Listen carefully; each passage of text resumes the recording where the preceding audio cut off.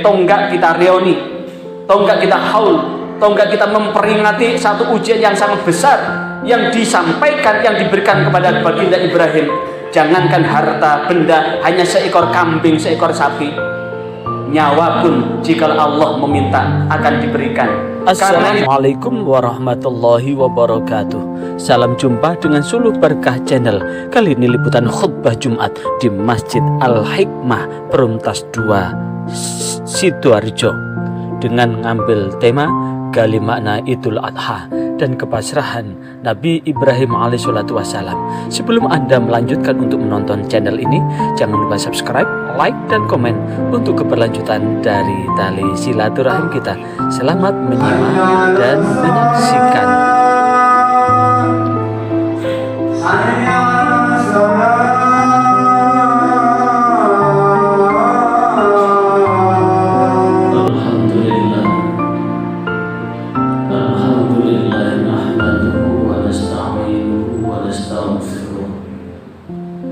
ونعوذ به من شرور أنفسنا ومن سيئات أعمالنا من يهده الله فلا مضل له ومن يضلله فلا هادي له أشهد أن لا إله إلا الله وحده لا شريك له وأشهد أن محمدا عبده ورسوله اللهم صل وسلم وبارك على سيدنا محمد وعلى آله وأصحابه الفضل أما بعد فيا عباد الله أوصيكم وإياي بتقوى الله فقد فاز المتقون فقال الله تعالى في كتابه الكريم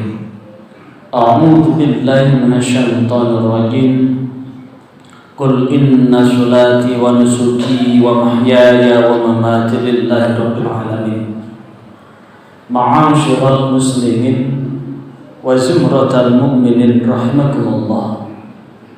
Mari pada kesempatan yang teramat singkat ini kita tak henti-hentinya untuk senantiasa berwasiat dan mewasiatkan diri kita dengan wasiat tentang pentingnya menjaga ketakwaan kita kepada Allah, memelihara dan meningkatkannya, sehingga dengan itu semua mudah-mudahan akan terpatri di dalam kolbu kita yang paling dalam untuk senantiasa melaksanakan apapun yang telah menjadi perintah Allah dan meninggalkan apapun yang telah menjadi larangan Allah. Karena hanya dengan inilah mudah-mudahan Allah membentangkan ridhonya buat kita semua, hingga mudah-mudahan Allah berkenan memberikan jaminan keselamatan buat hidup dan kehidupan kita baik di dunia maupun di akhirat. Ma'asyiral muslimin wa zumratal mu'minin rahimakumullah. Hari ini kalau kita lihat di kalender tanggal 30 Zulqa'dah atau di ujung Zulqa'dah, insyaallah besok jikalau tidak ada aral melintang sudah masuk tanggal 1 Zulhijjah, yang berarti 10 hari lagi kita akan merayakan Idul Adha, satu momentum di mana kita disunahkan untuk menyembelih binatang kurban. Apa yang dapat kita petik? Karena itulah hari ini saya akan mengangkat topik tentang hikmah di balik Idul Adha. Ma'asyiral muslimin wa zumratal mu'minin rahimakumullah. Itu adalah kembali, Adha adalah penyembelihan. Dari apa? Ini adalah peristiwa ujian Allah buat Nabi Ibrahim alaihissalatu wassalam. Sekali lagi, ini adalah ujian Allah buat Nabi Ibrahim alaihissalatu wassalam. Saat Nabi Ibrahim sudah menemukan jati dirinya, Saat Nabi Ibrahim sudah menemukan titik hakikat dari sebuah kehidupan, di saat dia pencarian Tuhan, dia melihat bahwa alam semesta ini tidak mungkin berkembang dengan sendirinya. Tumbuh-tumbuhan yang tumbuh tidak mungkin tumbuh dengan sendirinya, pasti ada yang menumbuhkan. Saat dia menemukan bahwa sesungguhnya ini ada yang menumbuhkan, maka kemudian Nabi Ibrahim sebagaimana diabadikan di dalam Al-Quran surah Al-An'am ayat 79, Inni wajjahtu wajhiya lilladzi fatara samawati wal arda hanifan musliman wa ma ana minal musyrikin. Yang setiap saat kita takbiratul ihram, kita selalu membaca doa dengan ini. Apa maknanya?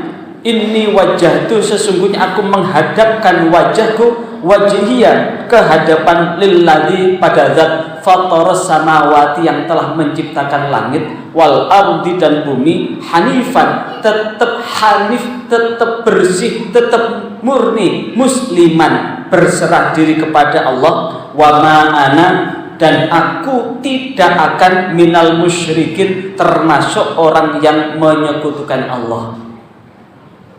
Bahkan di dalam surah Al-An'am ayat 162 yang juga rangkaian dari doa iftitah kita, Qul inna sholati wa nusuki wa mahyaya wa mamati lillahi rabbil alamin.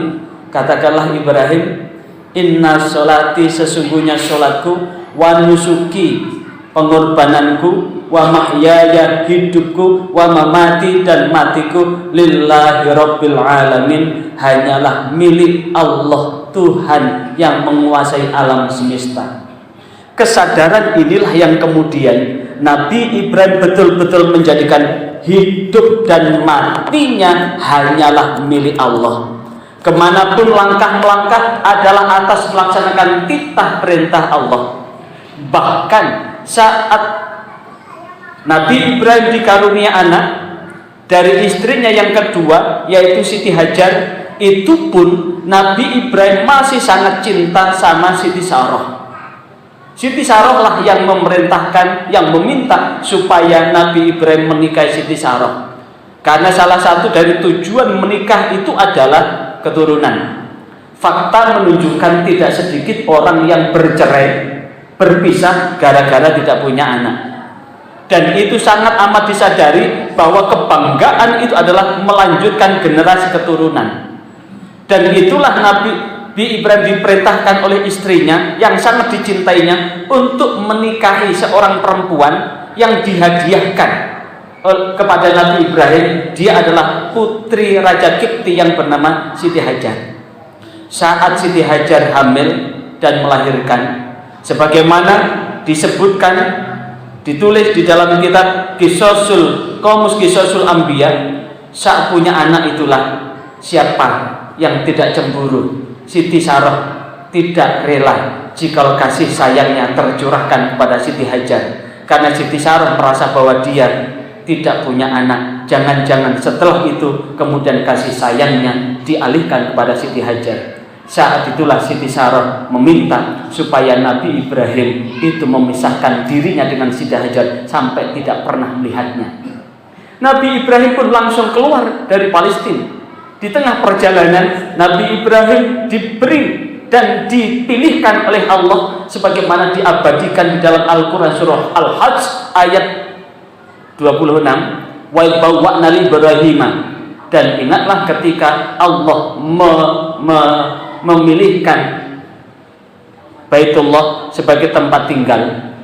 Dan itulah yang kemudian Nabi Ibrahim langsung mengarahkan langkah kaki ontanya, kendaraannya menuju lembah yang masih sangat tandus.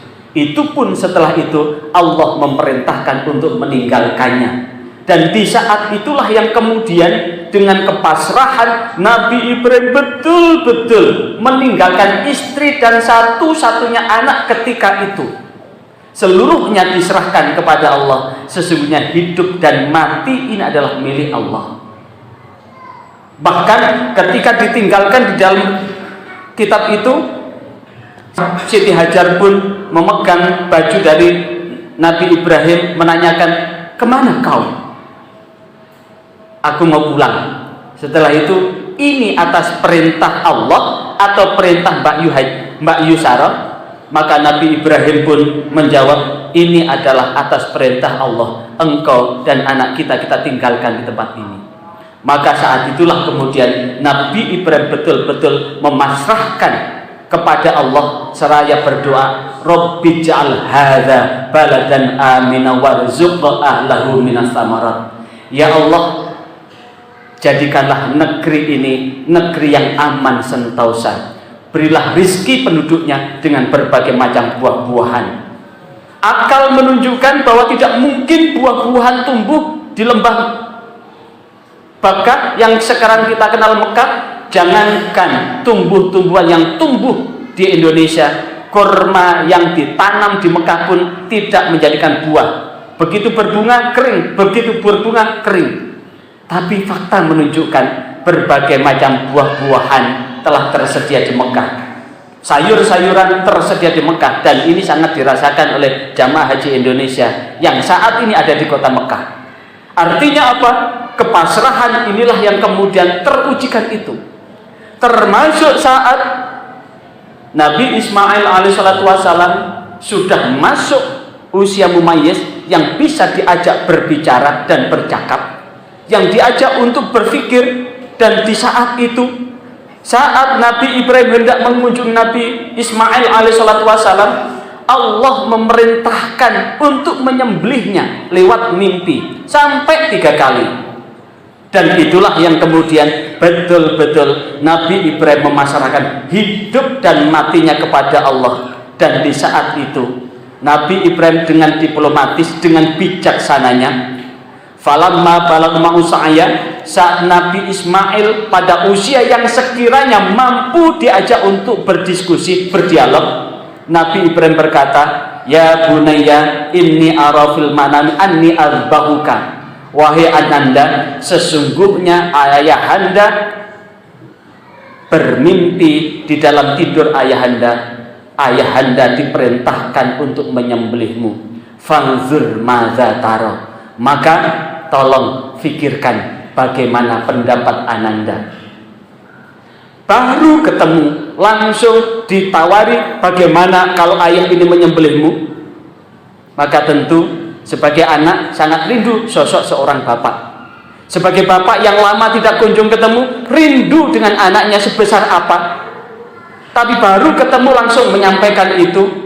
Maka anak yang solih, anak yang penyantun, anak yang halim dengan tegar menjawab, ya abatif al-ma tu'mar. Wahai ayahanda, kerjakanlah apa yang Allah perintahkan. Satajiduni insyaallahu minas sabirin. Sungguh ayahanda insyaallah akan mendapatkan ananda termasuk orang yang sabar. Hal ini diabadikan di dalam Al-Quran surah As-Saffat ayat 102.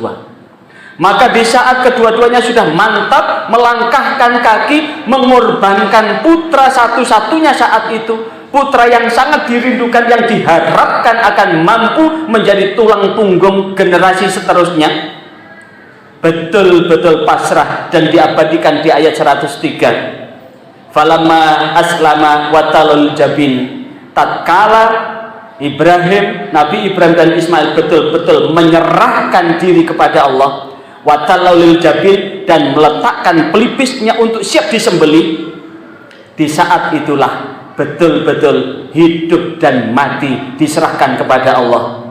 Di saat itulah malaikat Jibril memanggil, wa nadaina ayya Ibrahim. Memanggillah malaikat Jibril, hai Ibrahim, qad sadaqta ru'ya, engkau telah membenarkan mimpimu. Inna kadzalika najzil muhsinin. Sesungguhnya demikian itu pahala yang besar bagi orang-orang yang berbuat baik, orang yang muhsin. Kepasrahan itulah yang kemudian dijadikan di ayat 107 surah As-Saffat, inna hadza lawal balaul mubin. Sesungguhnya inilah ujian yang sangat nyata. Maka kemudian Allah menjadikan syariat, disebutkan As-Saffat ayat 107, wa fadaina bidzibhin azim, dan itu dijadikan sebagai penyembelihan yang sangat agung. dan syariat yang ditujukan kepada kita semua. Ayat 108, wa tarakna alaihi fil akhirin, dan aku tinggalkan syariat ini buat yang akan melanjutkan itu. Dan inilah yang kemudian dilanjutkan oleh Rasulullah SAW hingga pengorbanan yang menyatakan jikalau kita doa iftitah kita adalah inna sholati wa nusuki wa mahyaya wa mamati, jikalau sesungguhnya hidup dan mati kita hanyalah milik Allah, maka sungguh jikalau Idul Adha begini sebagai tonggak kita reuni, tonggak kita haul, tonggak kita memperingati satu ujian yang sangat besar yang disampaikan, yang diberikan kepada baginda Ibrahim. Jangankan harta benda, hanya seekor kambing, seekor sapi, nyawa pun jika Allah meminta akan diberikan. Karena itulah tidak berlebihan jikalau Rasulullah Muhammad SAW sebagaimana hadis yang diriwayatkan oleh Imam Hakim, man wajada sa'atan, barang siapa yang mendapatkan satu kesempatan li ayyudhiya, untuk menyembelih binatang ternak, falam yudhi, kemudian dia tidak menyembelih, fala yahdur musallana, jangan dekat-dekat dengan masjidku. Kenapa? Jikalau ada orang yang punya kesempatan, taruhlah ada uang seharga seekor kambing di tabungan kita, dan itu jelas-jelas tidak terpakai karena sudah sisa dari belanja rutin, kebutuhan harian, baik itu primer, tersier maupun sekunder, betul-betul mangkring di tabungan kita, itu berarti wajada sa'atan, itu berarti mendapatkan kesempatan. Bagi orang yang mendapatkan kesempatan itu, ancaman Rasulullah, fala yahdur musallana, jangan dekat-dekat dengan masjid kami, jangan dekat dengan tempat sholat kami. Artinya apa?